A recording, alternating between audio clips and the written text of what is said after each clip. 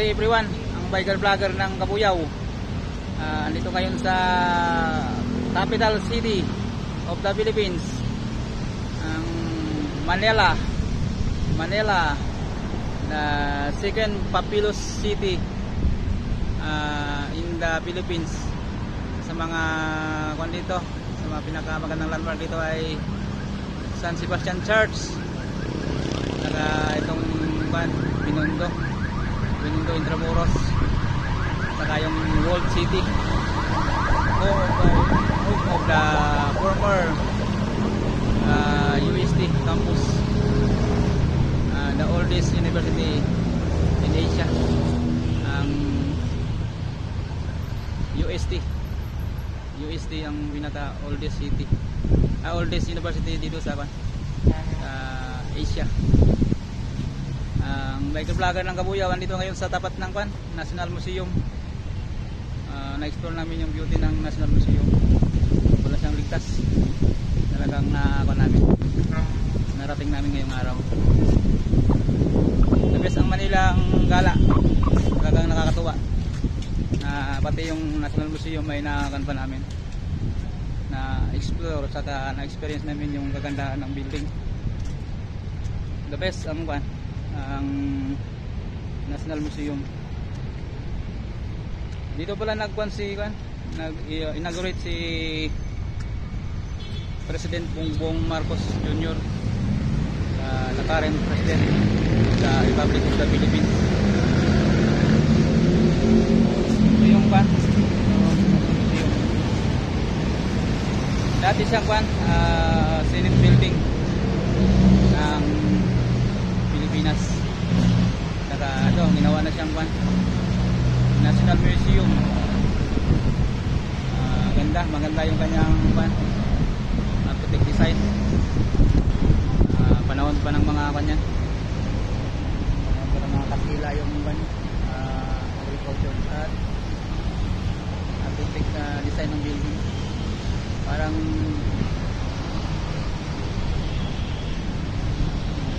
sa Europe na mga architect design na building. Magaganda. Maganda ng National Museum. The best. Nakaligtas ko yung biker vlogger. Magaganda.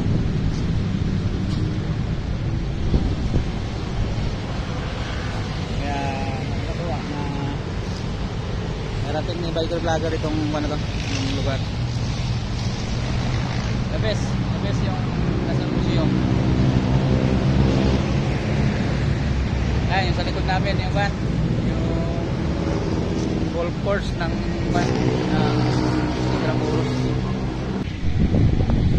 Yan ang view ng golf course ng Intramuros. Yan, napakaganda ng golf course sa loob ng Intramuros. Diyan yung World City noong panahon ng mga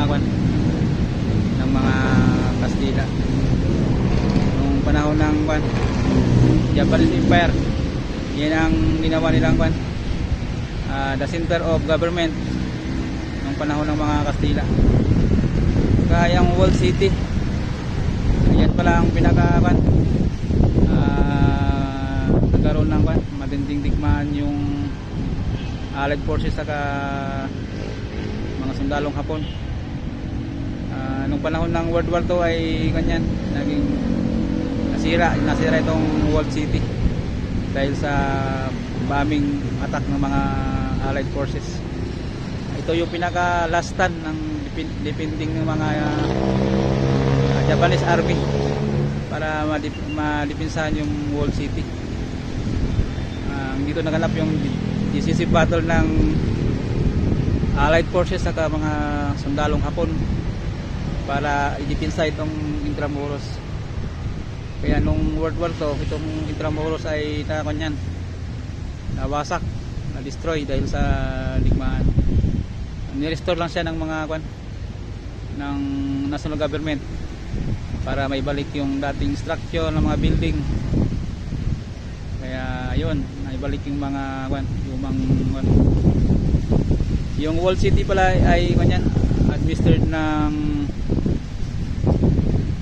Intramuros Administration with the help by City Government of Manila.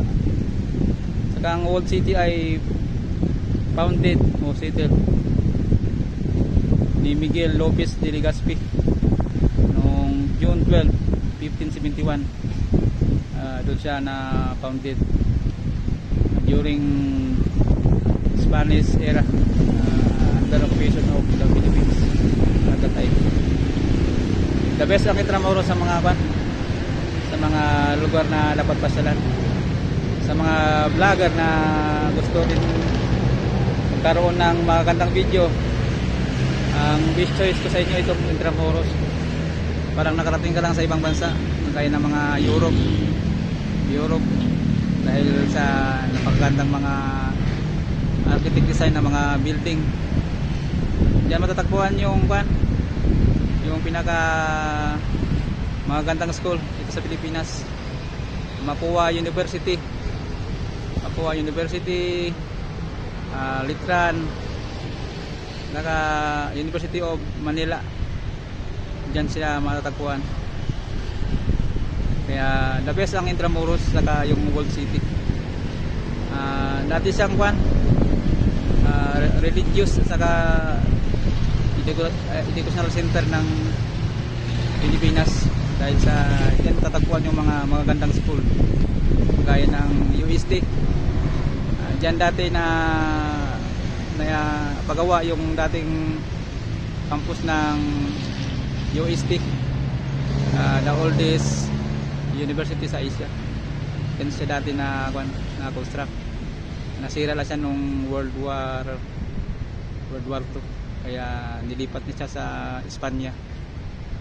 Maganda yung Intramuros, the best siya sa mga vlogger na gusto makakuha ng magandang video.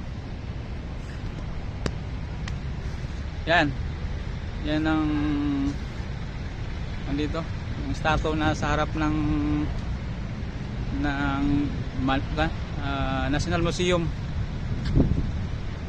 Napakaganda siya, the best. National Museum, napakaganda. Talagang napakaganda yung namin ngayon, gala. Pati pa naman yung National Museum ay hindi na namin paligtas. Yan ang gandahan ng dito, National Museum. Yan ang katabi ng mga building. Best ang National Museum. Nakakataba ng puso na nakarating kami dito. Lalo ako na gusto rin makakuha ng magandang video para makakuha ng magandang video na ma-upload sa aking YouTube channel. Kaya bless kami yung araw na to na tagpuan namin yung magagandang mga view saka historical building dito sa City of Manila, the capital city of the Philippines. The second populous city sa Pilipinas. Saka recognized na highly urbanized city. Isa sa mga pinakamagandang city sa buong mundo.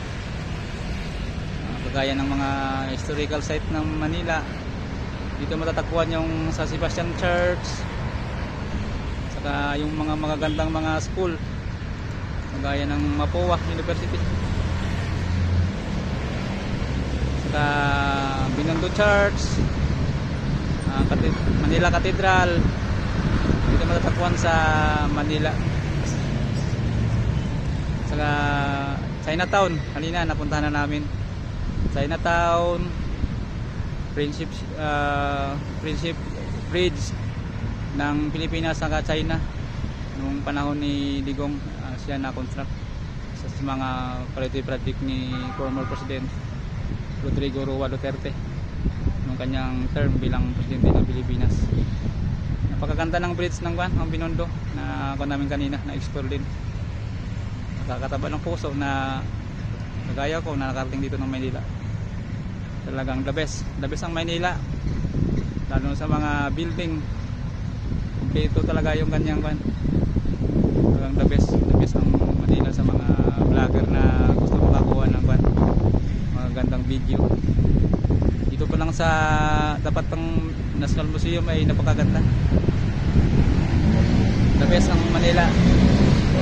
Isa sa mga pang-apat na ruta na napuntahan ko bilang future vlogger. Bye na guys. Don't forget to subscribe my YouTube channel, Billy Baguna Vlog. Thank you very much. Bye.